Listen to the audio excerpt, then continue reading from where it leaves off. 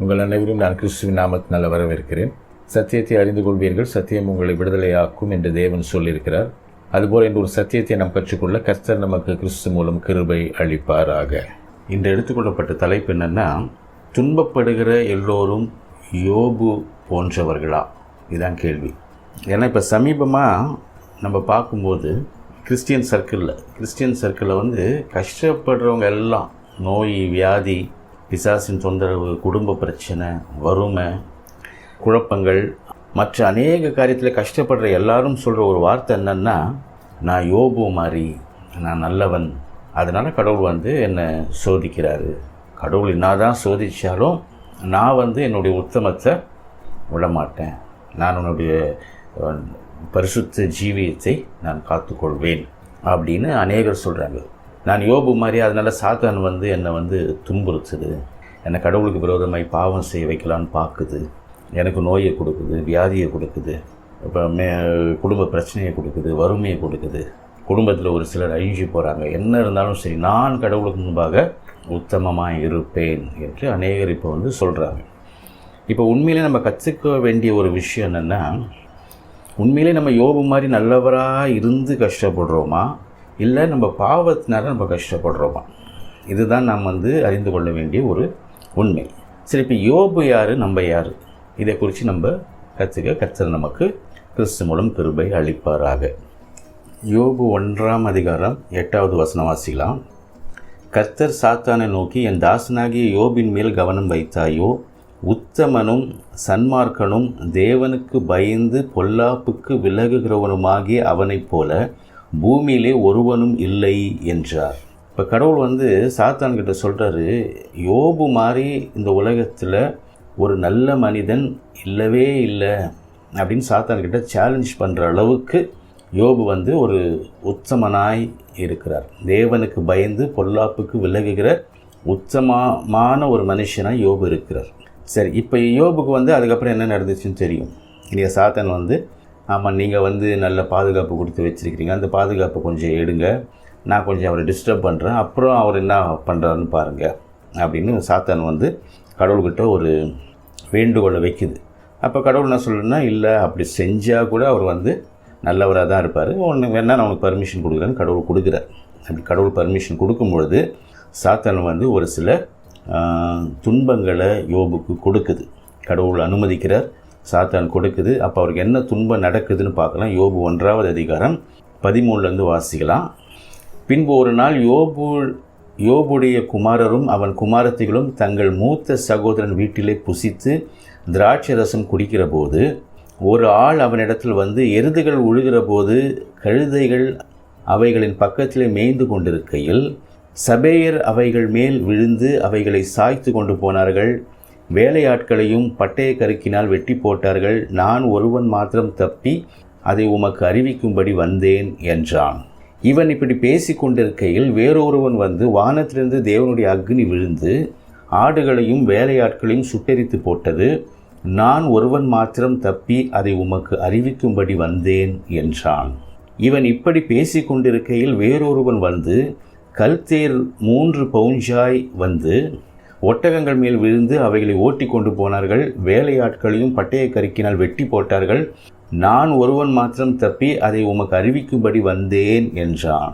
இவன் இப்படி பேசி கொண்டிருக்கையில் வேறொருவன் உம்முடைய குமாரரும் உம்முடைய குமாரத்திகளும் தங்கள் மூத்த சகோதரன் வீட்டிலே புசித்து திராட்சை ரசம் குடிக்கிற போது வனாந்திர வழியாய் பெருங்காற்று அந்த வீட்டின் 4 மூலைகளிலும் அடிக்க அது பிள்ளைகளின் மேல் விழுந்ததினால் அவர்கள் இறந்து போனார்கள். நான் ஒருவன் மாத்திரம் தப்பி அதை உமக்கு அறிவிக்கும்படி வந்தேன் என்றான். அப்போ இவ்வளோ கெட்டது சாத்தான் பண்ணுது. பிள்ளைங்கள்லாம் செத்துடுறாங்க, குமாரர்கள் குமாரத்திகள்லாம் செத்துடுறாங்க. அந்த ஒரு ஆடு மாடு வேலைக்காரங்க எல்லாருமே, எல்லா விதமான செல்வமும் அவருக்கு அழிஞ்சு போயிடுது. நான் ஒருவன் மாத்திரம் தப்பி வந்தேன் அப்படின்னு சொல்கிற அளவுக்கு காரியங்கள் நடக்கிறது. அளவுக்கு அதிகமாக, அதாவது ஒரு சொல்லக்கூடாத சொல்ல முடியாத அளவுக்கு இழப்பு ஏற்படுது, துக்கம் துன்பம் எல்லாம் ஏற்படுது. அப்படி இருந்தும் யோபு உத்தமனாக இருக்கிறார். அதாவது இந்த கடவுளோட பாதுகாப்பில் கடவுளோட ஆசீர்வாதங்களை பெற்ற ஒரு நிலையிலும் யோபு உத்தமனாய் கடவுள் வந்து பூமியிலேயே யோபு மாதிரி ஒருத்தரும் இல்லை அப்படின்னு சேலஞ்ச் பண்ணுற அளவுக்கு நல்லவராக இருக்கிறாரு. கடவுளுக்கு பிரியமானவராக வாழ்கிறாரு.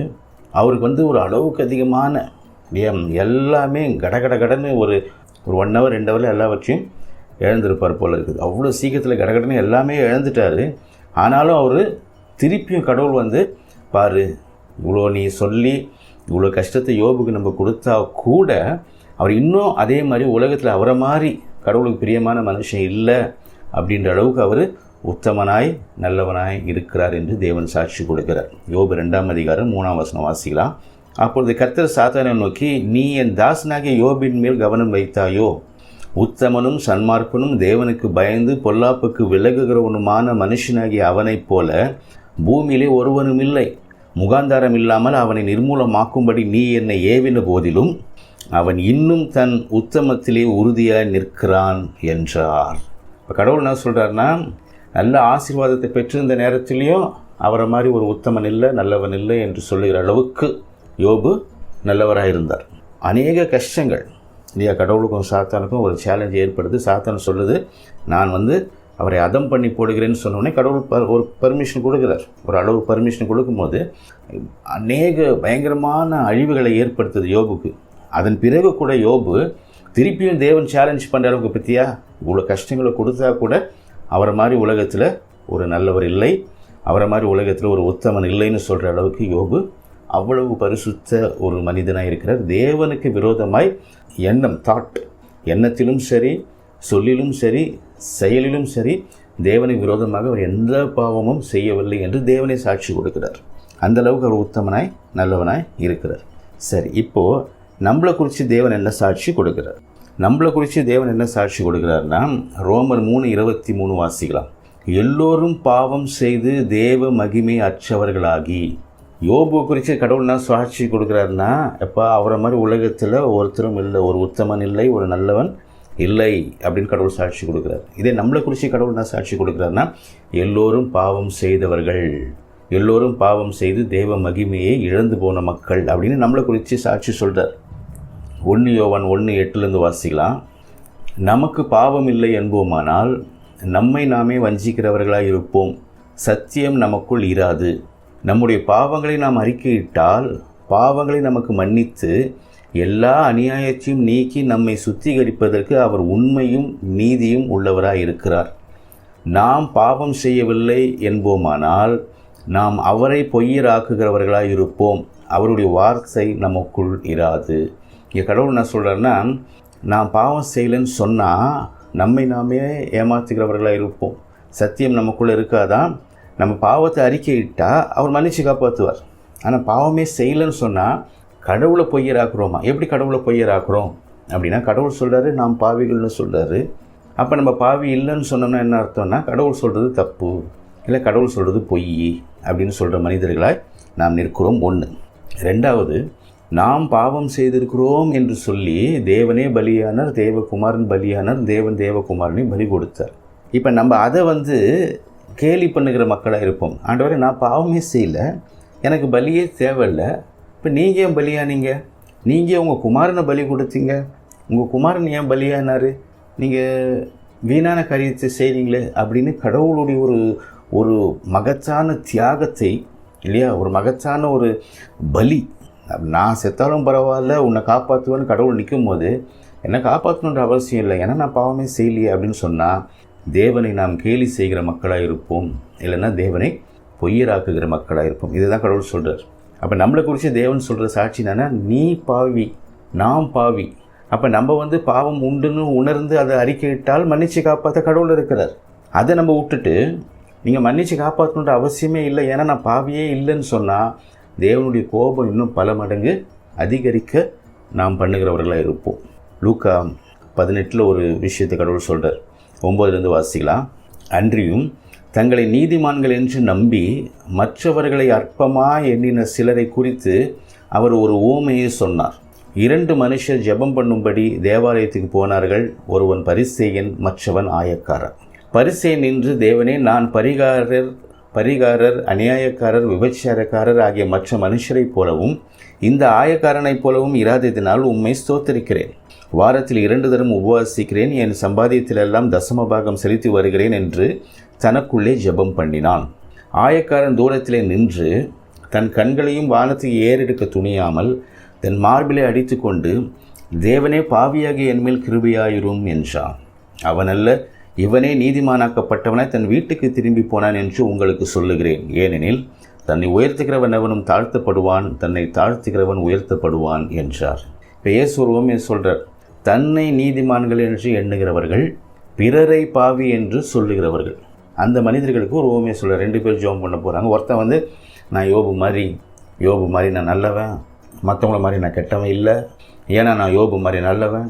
நீங்களே உலகத்தில் பார்த்து ஆச்சரியப்பட்டு, ஆஹா, இவனை மாதிரி ஒரு உத்தமன் இல்லையே, இவனை மாதிரி ஒரு நல்லவன் இல்லையேன்னு ஆச்சரியப்படுற அளவுக்கு இந்த பூமியில் நான் நல்லவனாக வாழ்ந்து கொண்டு இருக்கிறேன் அப்படின்னு சொல்லிட்டு அவனுடைய நற்கிரியைகள் எல்லாம் சொல்லி கடவுளுக்கு நன்றி செலுத்துகிறான். கடவுள் எப்போ உன் நன்றியும் வேண்டாம், ஏன்னா உன் அப்ரோச்சே தப்பு.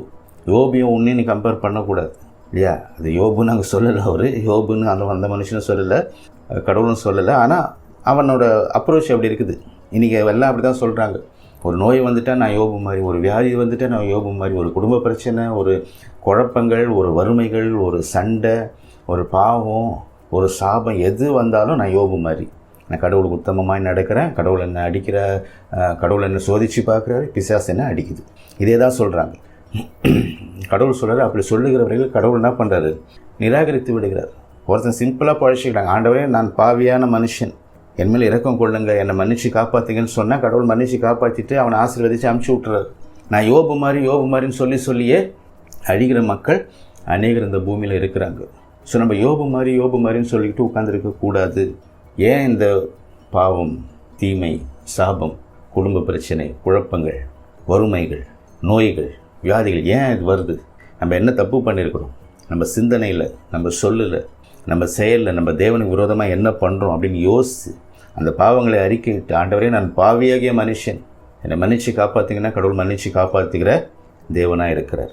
இல்லை ஆண்டவர், நீங்கள் மன்னிக்கணுன்ற அவசியம் இல்லை, நான் யோபு மாதிரி நான் பொறுமையாக இருப்பேன், நீங்கள் என்ன தான் என்னை சோதித்தாலும் நான் உத்தமன் என்று விளங்குவேன், நான் பொறுமையாக இருப்பேன், யோபு மாதிரி ரெட்டிப்பான ஆசீர்வாதத்தை பெறுவேன்னு சொல்லிக்கிட்டு இருந்தால் ஒன்றுமே நடக்காது. ஏன்னா கடவுள் அழகாக சொல்லிட்டாரு, எல்லோரும் பாவிகள்னு சொல்லிட்டாரு. அந்த குரூப்பில் தான் நம்ம வரோம். யோபு மாதிரி ஒரு உத்தமன் இல்லை அப்படின்னு சொன்னது யோபுக்கு மட்டும்தான் செட் ஆகும். ஸோ இந்த சத்தியத்தை புரிந்து கொண்டு நம்ம யோபு மாதிரின்னு சொல்லி மேலும் மேலும் கடவுள்கிட்ட அடி வாங்காமல் இருக்க வேண்டும்.